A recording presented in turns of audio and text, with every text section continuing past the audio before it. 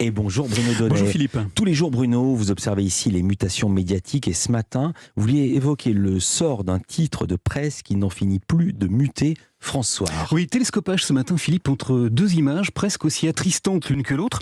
Je vous raconte. La première des deux a été captée hier par BFM TV. Au 61e jour de la guerre en Ukraine, la chaîne a diffusé l'appel à l'aide déchirant d'une femme en larmes, retranchée dans les souterrains de Mariupol.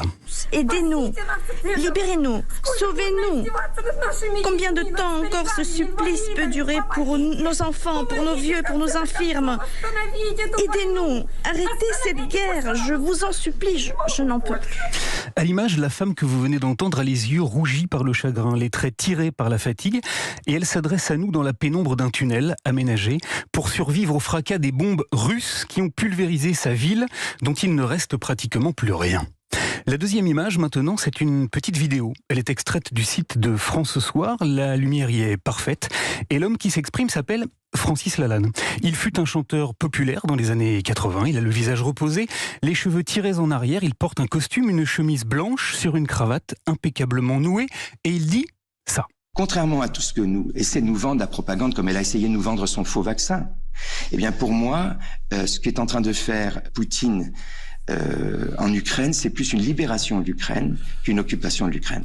Dans le confort douillet d'un studio d'enregistrement, une ancienne gloire de la chanson vient donc nous parler d'une libération de l'Ukraine par Vladimir Poutine. Waouh!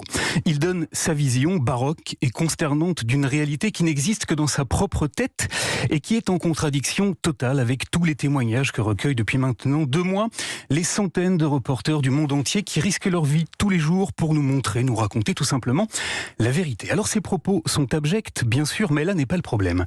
Car des hordes de discours nauséabonds sont tenus tous les jours sur toutes sortes de supports. Le problème vient du fait que Francis Lalanne s'exprime ici sur le site de France Soir. France Soir, le journal mythique créé par Pierre Lazareff, j'y arriverai, qui a tiré jusqu'à 2 millions d'exemplaires dans les années 60 et dont il ne reste aujourd'hui plus qu'un site Internet. Mais attention, pas n'importe quel site.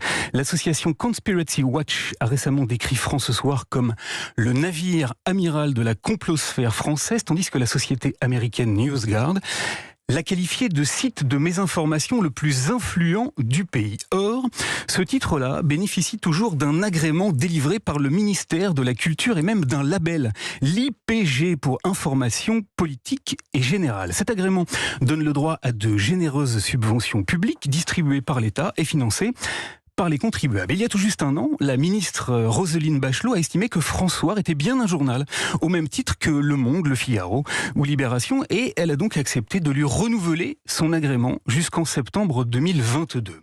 Francis Lalanne doit s'en réjouir, mais au moment où la chaîne Russia Today et où le site Sputnik ont été bannis de l'espace médiatique en France, continuer à soutenir et à subventionner un titre qui n'emploie plus de journalistes, qui ne signe aucun de ses articles, qui colporte très régulièrement de fausses informations et qui estime que Vladimir Poutine est en train de libérer l'Ukraine, m'apparaît comme une stupéfiante incongruité, car aujourd'hui, France Soir n'est plus un journal, c'est une honte.